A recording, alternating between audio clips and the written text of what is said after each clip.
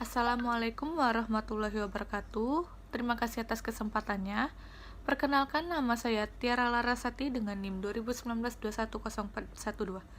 Di sini saya akan mempresentasikan pengawasan bank oleh Otoritas Jasa Keuangan. Sebelumnya kita mengenal arti pengawasan bank. Salah satu fungsi manajemen harus melakukan pengawasan selain dari perencanaan, pengorganisasian, dan pelaksanaan, yang artinya pengawasan harus dilakukan setiap perusahaan untuk agar manajemen perusahaan berjalan dengan lancar.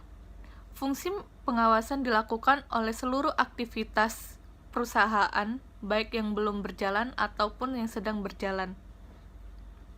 Pengawasan dilakukan terhadap sumber daya manusia, sistem yang dijalankan, proses, output, serta sarana dan prasarananya.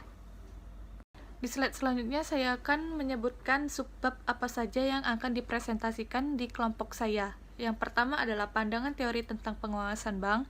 Yang kedua adalah pengawasan bank oleh Otoritas Jasa Keuangan atau OJK. Yang terakhir adalah tantangan OJK terdepan atau ke depan.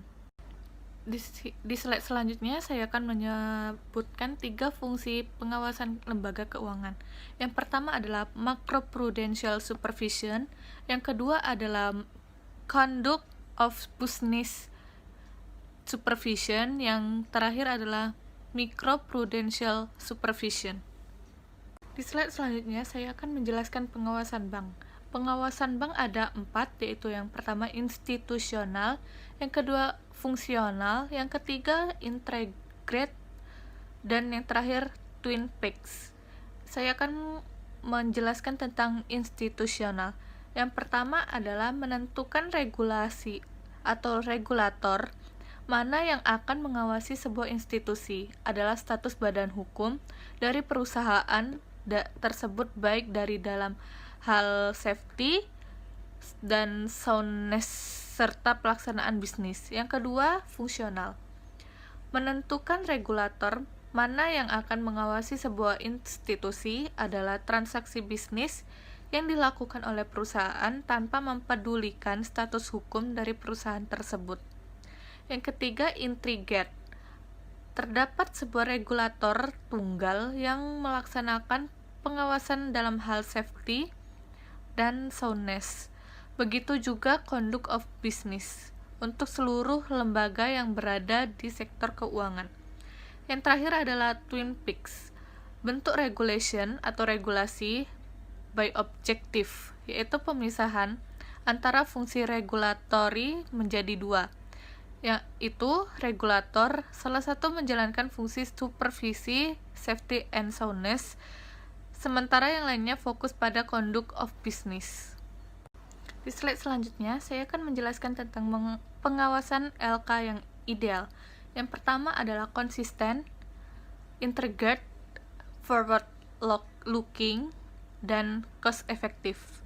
Yang kedua, dapat mempertahankan kompetisi yang sehat. Yang ketiga, dapat mendukung inovasi sektor keuangan. Di mana sebaiknya pengawasan bank, yaitu yang pertama, pengawasan berada di bawah bank sentral. Maksudnya, yang pertama, bank merupakan lembaga yang sangat penting dalam sistem keuangan. Yang kedua, akses informasi merupakan LOLR atau LOR. Yang ketiga, independensi. Selanjutnya adalah pengawasan berada di luar bank sentral. Yang pertama, adanya konflik kepentingan atau conflict of interest. Yang kedua, adanya risiko reputasi.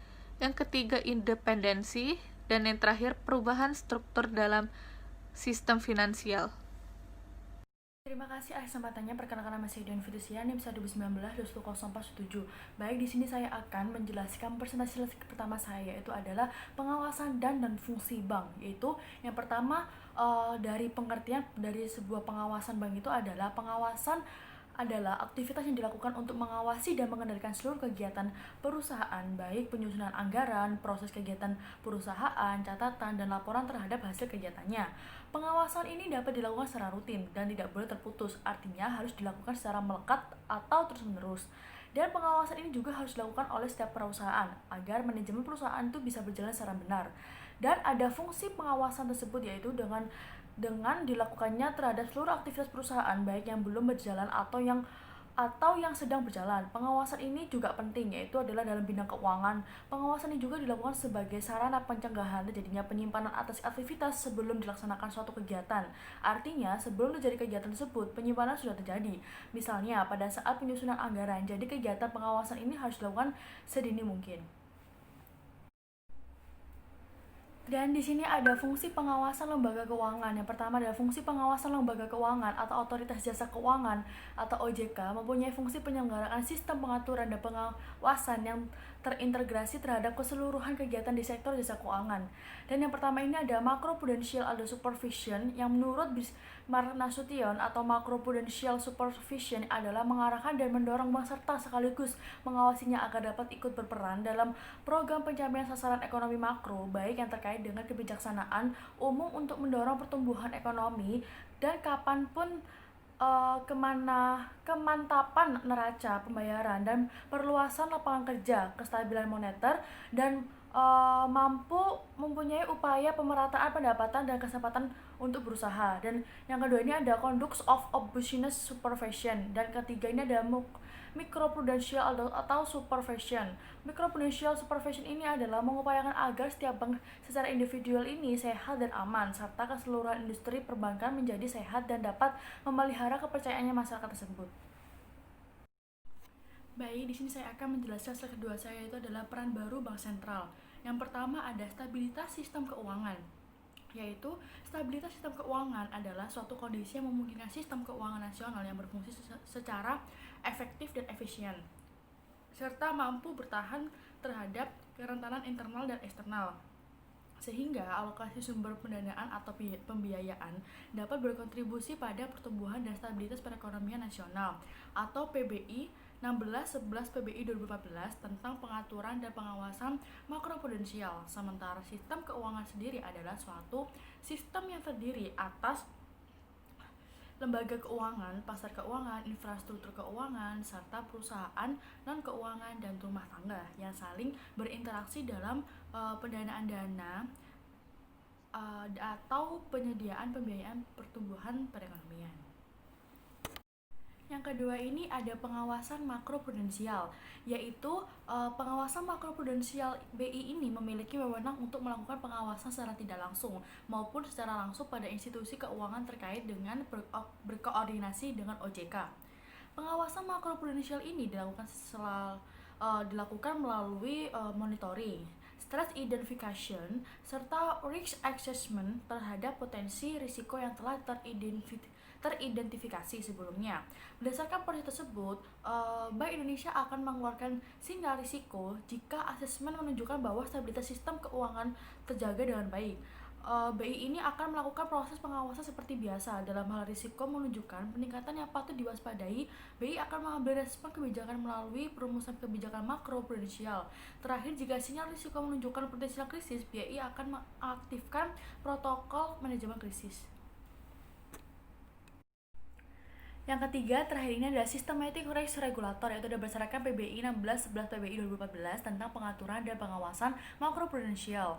Risiko ini memiliki sistematik dan didefinisikan sebagai potensi stabilitas akibat terjadinya pengangguran yang menular atau kontagion pada sebagian atau seluruh sistem keuangan karena interaksi dari faktor ukuran size, kompleksitas usaha atau complexity, keterkaitan dari institusi dan atau pasar keuangan atau interconnectedness atau serta kecenderungan perilaku yang berlebihan dari pelaku atau institusi keuangan. Baik, di sini saya akan menjelaskan slide ketiga saya, yaitu adalah risiko likuiditas, yaitu adalah salah satunya lembaga yang mampu membantu bank dalam mengatasi kesulitan likuiditas adalah bank sentral. Di sini ada aset dan pasifa. Judulnya adalah laporan keuangan perbankan. Yang pertama dalam aset ini adalah kas. yaitu yang pertama adalah penempatan pada Bank Indonesia, yang kedua penempatan pada bank lain, yang ketiga adanya surat berharga yang dimilikinya, yang keempat adalah kredit yang diberikannya, yang kelima adalah penyertaan. Dan dalam pasifa ini yaitu ada kewajiban bank, yaitu yang pertama adalah giro, tabungan, simpanan berjangka, kewajiban kepada Bank Indonesia, ada kewajiban kepada bank lain, dan adanya surat berharga yang akan diterbitkan. Nah, di aset ini yang pertama tuh ada Adviva non Prot, yaitu adalah aset yang liquid dan MV bisa turun dikarenakan adanya solvabilitas yang menurun karena masalah likuiditas. Dan dalam di pasifa ini ada ekuitas bank, yaitu yang pertama ada modal, cadangan 2, dan laba sebelum dibagi. Dan dalam kewajiban bank ini juga ada liquid atau MV-nya itu adalah 100%. Baik, di sini saya akan menjelaskan slide terakhir saya, yaitu 3 ciri SSK Sinasi 2006. Yang pertama ada secara efisien memfasilitasi alokasi sumber daya dari waktu ke waktu, dari deposan ke investor dan alokasi sumber daya ekonomi secara keseluruhan. Yang kedua, dapat menilai dan mengidentifikasi dan mengelola risiko-risiko keuangan. Yang ketiga, dapat dengan baik menyerap gejolak dan terjadi pada sektor keuangan dan ekonomi. Kita tadi sudah mengetahui 3 ciri dari SSK. Dan yang kedua ini, mengapa SSK harus menjadi prioritas?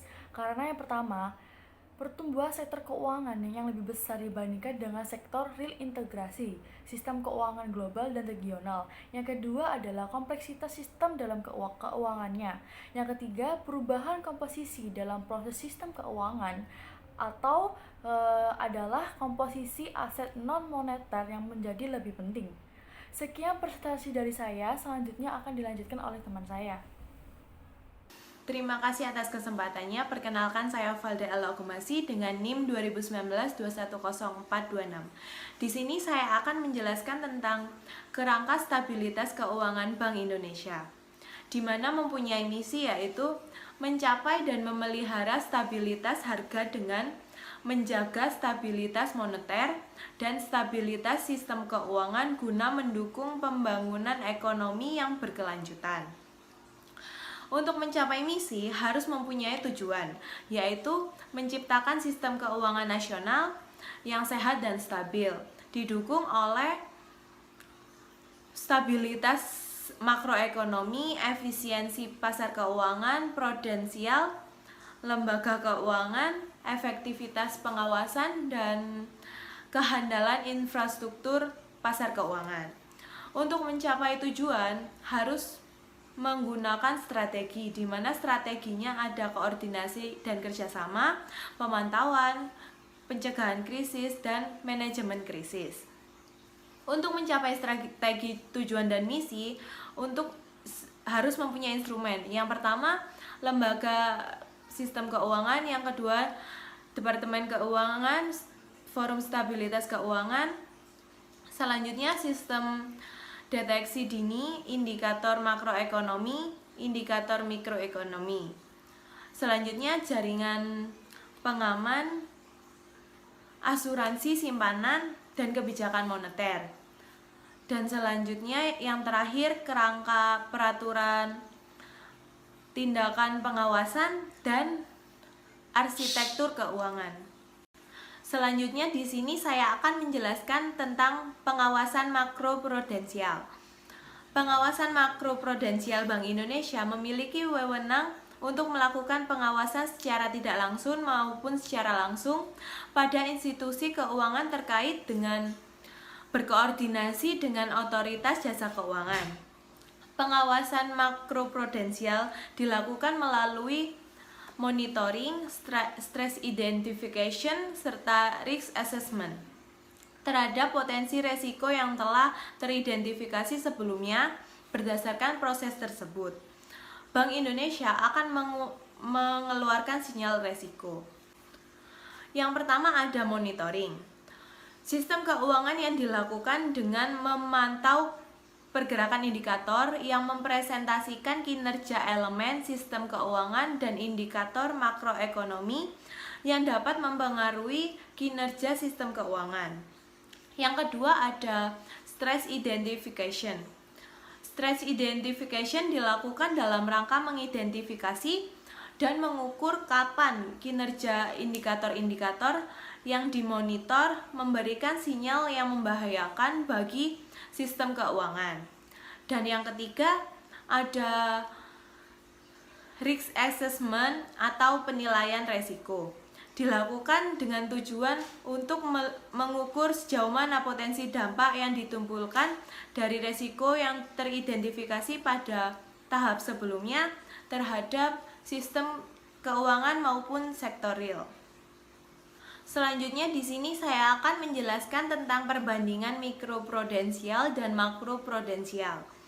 Untuk tujuan antara makroprudensial, pemantauan dan penilaian terhadap sistem keuangan secara keseluruhan.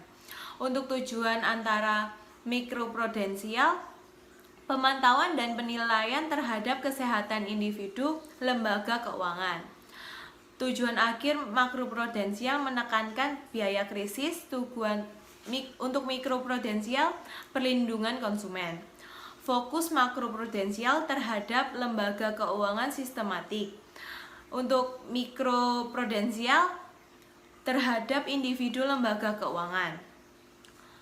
Selanjutnya, korelasi dan exposure umum di seluruh institusi makroprudensial bersifat penting. Kalau mikroprudensial bersifat tidak relevan.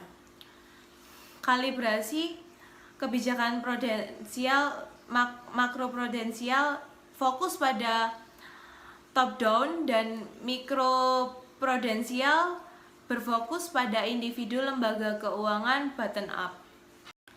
Selanjutnya di sini saya akan menjelaskan tentang pengawasan oleh otoritas jasa keuangan. Pengawasan harus dilakukan setiap perusahaan agar manajemen perusahaan berjalan secara benar. Pengawasan ini sendiri bertujuan agar mencapai tujuan target yang telah ditetapkan perusahaan akan mudah tercapai dan tidak terjadi penyimpangan atas apa yang direncanakan sebelumnya. Kemudian, secara umum dikatakan sebagai tujuan dilakukan pengelolaan dan pengawasan ini adalah yang pertama, agar aktivitas perusahaan berjalan sesuai dengan rencana yang telah dibuat, baik proses, sistem, dan hasil yang dicapai. Yang kedua, tidak terjadi penyimpangan. Maksudnya, artinya keluar negeri dari yang telah direncanakan. Jika terjadi, maka perlu segera diambil tindakan pengendalian. Yang ketiga, ada mengurangi nilai karyawan. Maksudnya untuk melakukan penyimpangan dengan cara membuat seseorang menjadi bekerja dengan baik karena merasa ada pengawasan terhadap aktivitasnya. Selanjutnya, memudahkan pencegahan. Maksudnya, jika ada indikasi atau gelagat atau gejala yang ada penyimpangan, maka mudah untuk diambil tindakan pencegahan agar tidak terjadi penyimpangan. Selanjutnya, ada pengendalian biaya. Yang dimaksud pengendalian biaya di sini adalah dengan adanya pengelolaan dan pengawasan, maka biaya yang tidak perlu dikeluarkan dapat diminimalkan segala bentuk kebocoran sehingga terjadi efisiensi. Dan yang terakhir, ada tujuan perusahaan tercapai. Agar tujuan perusahaan tercapai, maka semua aktivitas perusahaan berjalan sesuai dengan yang telah direncanakan. Maka pencapaian target akan mudah tercapai. Misalnya, laba perusahaan akan meningkat. Terima kasih, selanjutnya akan dijelaskan oleh rekan saya. Terima kasih atas kesempatannya. Perkenalkan, nama saya Vanessa Sukma Maharani dengan NIM 2019-210437. Nah, di sini saya akan melanjutkan presentasi dari rekan saya. Nah, yang selanjutnya yaitu cakupan tugas pengaturan dan pengawasan OJK. OJK melaksanakan tugas pengaturan dan pengawasan terhadap kegiatan jasa keuangan di sektor A. Perbankan, B. Pasar modal, C. Sektor perasuransian, dana pensiun, lembaga pembiayaan, dan lembaga jasa keuangan lainnya. Pengaturan dan pengawasan di sektor perbankan. Untuk melaksanakan tugas pengaturan dan pengawasan di sektor perbankan, OJK mempunyai wewenang A. pengaturan dan pengawasan mengenai kelembagaan bank yang meliputi 1. Perizinan untuk pendirian bank dan pembukaan kantor bank. Yang kedua, kegiatan usaha bank antara lain sumber dana, penyediaan dana, dan aktivitas di bidang jasa. B. Pengaturan dan pengawasan mengenai kesehatan bank yang meliputi 1. Likuiditas, rentabilitas, solvabilitas, kualitas aset, dan permodalan. Yang kedua, laporan bank yang terkait dengan kesehatan bank dan kinerja bank. 3. Sistem informasi debitur. 4. Pengujian kredit atau credit testing. Dan yang kelima, standar akuntansi bank. C. Pengaturan dan pengawasan mengenai aspek kehati-hatian bank meliputi 1. Manajemen risiko. 2. Tata kelola bank. 3. Prinsip mengenal nasabah dan anti pencucian uang. Dan yang keempat, pencegahan pembiayaan terorisme dan kejahatan perbankan ataupun pemeriksaan bank. Wewenang terkait dengan tugas pengaturan. Untuk melaksanakan tugas pengaturan, OJK mempunyai wewenang menetapkan a. Peraturan pelaksanaan Undang-Undang OJK. B. Peraturan perundang-undangan di sektor jasa keuangan. C. Peraturan dan keputusan OJK. D. Peraturan mengenai pengawasan di sektor jasa keuangan. E. Kebijakan mengenai pelaksanaan tugas OJK. F. Peraturan mengenai tata cara penetapan perintah tertulis terhadap lembaga jasa keuangan dan pihak tertentu. G. Peraturan mengenai tata cara penetapan pengelola statuter pada lembaga jasa keuangan. Yang ke-H. Struktur organisasi dan infrastruktur serta mengelola, memelihara, dan menata usahakan kekayaan dan kewajiban. I. Peraturan mengenai tata cara pengenaan sanksi sesuai dengan ketentuan peraturan perundang-undangan di sektor jasa keuangan. Wewenang terkait tugas pengawasan. Untuk melaksanakan tugas pengawasan, OJK mempunyai wewenang a. Menetapkan kebijakan operasional pengawasan terhadap kegiatan jasa keuangan. B. Mengawasi pelaksanaan tugas pengawasan yang dilaksanakan oleh kepala eksekutif. C. Melakukan pengawasan, pemeriksaan, penyidikan, perlindungan konsumen, dan tindakan lain terhadap lembaga jasa keuangan. D. Memberikan perintah tertulis kepada lembaga jasa keuangan dan atau pihak tertentu. E. Melakukan penunjukan pengelola statuter. F. Menetapkan penggunaan pengelola statuter. G. Menetapkan sanksi administratif terhadap bank yang melakukan pelanggaran terhadap peraturan perundang-undangan di sektor jasa keuangan. Dan H. Memberikan dana atau mencabut izin usaha maupun penetapan lainnya. Koordinasi dan kerjasama. Yang pertama ada hubungan OJK dengan Bank Indonesia. Dalam melaksanakan tugasnya, OJK berkoordinasi dengan Bank Indonesia dalam membuat peraturan di bidang perbankan, antara lain a. Kewajiban pemenuhan modal minimum bank. B. Sistem informasi perbankan yang terpadu.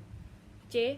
Kebijakan penerimaan dana dari luar negeri, penerimaan dana valuta asing, dan pinjaman komersial luar negeri. D. Produk perbankan, transaksi derivatif, kegiatan bank usaha lainnya. E. Penentuan institusi bank yang masuk kategori systemically important banks. Dan F. Data lain yang dikecualikan dari ketentuan tentang kerahasiaan informasi. Yang kedua yaitu hubungan OJK dengan LPS. Sesuai pasal 41 Undang-Undang Nomor 21 Tahun 2011, OJK menginformasikan kepada lembaga penjamin simpanan atau LPS mengenai bank bermasalah yang sedang dalam upaya penyihatan oleh OJK. Begitu juga LPS dapat melakukan pemeriksaan terhadap bank yang terkait dengan fungsi, tugas, dan wewenangnya serta berkoordinasi terlebih dahulu dengan OJK. Selanjutnya akan dilanjutkan oleh rekan saya. kesempatannya, perkenalkan saya Erni Erawati dengan NIM 2019-210450. Jadi di sini saya akan menjelaskan tentang protokol koordinasi. Untuk menjaga stabilitas keuangan, dibentuk Forum Koordinasi Stabilitas Sistem Keuangan, bisa disebut juga dengan KSSK. Dengan anggota yang terdiri atas, pengambilan keputusan dalam rapat forum KSSK berdasarkan musyawarah untuk mufakat. Dalam hal musyawarah untuk mufakat tidak mencapai, maka pengambilan keputusan dilakukan berdasarkan suara terbanyak. Dalam kondisi normal, forum KSSK wajib melakukan pemantauan dan evaluasi stabilitas sistem keuangan. Yang kedua, melakukan rapat paling sedikit 1 kali dalam 3 bulan. Membuat rekomendasi kepada setiap anggota untuk melakukan tindakan atau membuat kebijakan dalam rangka memelihara stabilitas sistem keuangan dan melakukan pertukaran informasi. Dalam kondisi tidak normal, untuk pencegahan dan penanganan krisis, Menteri Keuangan, Gubernur BI, Ketua Dewan Komisioner OJK, dan atau Ketua Dewan Komisioner LPS yang mengidentifikasikan adanya potensi krisis atau lebih terjadi krisis pada sistem keuangan. Masing-masing dapat mengajukan ke forum KSSK untuk segera dilakukan rapat guna memutuskan langkah-langkah pencegahan atau penanganan krisis. Forum KSSK menetapkan dan melaksanakan kebijakan yang diperlukan dalam rangka pencegahan dan penanganan krisis dan sistem keuangan sesuai dengan kewenangan masing-masing. Kebijakan forum KSSK yang terkait dengan keuangan negara wajib diajukan untuk mendapat persetujuan dari Dewan Perwakilan Rakyat. Keputusan Dewan Perwakilan Rakyat wajib ditetapkan dalam waktu paling lama 24 jam sejak pengajuan persetujuan diterima oleh DPR. Baik, di sini saya akan melanjutkan presentasi dengan tantangan ke depan. Tantangan ke depan pada stabilitas sistem keuangan itu bisa terjadi karena beberapa faktor. Oke, faktor yang pertama itu mungkin bisa jadi dari pemeliharaan stabilitas sistem keuangan. Itu terjadi karena macroprudential regulations dan pencegahan risiko sistemik. Yang kedua, koordinasi OJK, BI, dan Kementerian Keuangan perlu intensif dan cair untuk menghindari risiko sistemik. Yang ketiga, protokol manajemen krisis belum teruji. Faktor yang kedua itu bisa dari masa transisi, yaitu stabilitas sistem perbankan perlu dijamin, learning curve OJK masih pada tahap awal. Faktor yang ketiga itu bisa terjadi oleh independensi anggaran, seperti jangan sampai menimbulkan beban berlebihan kepada nasabah. Yang kedua bisa terjadi conflict of interest atau customer bank OJK. Yang ketiga adalah agency problem.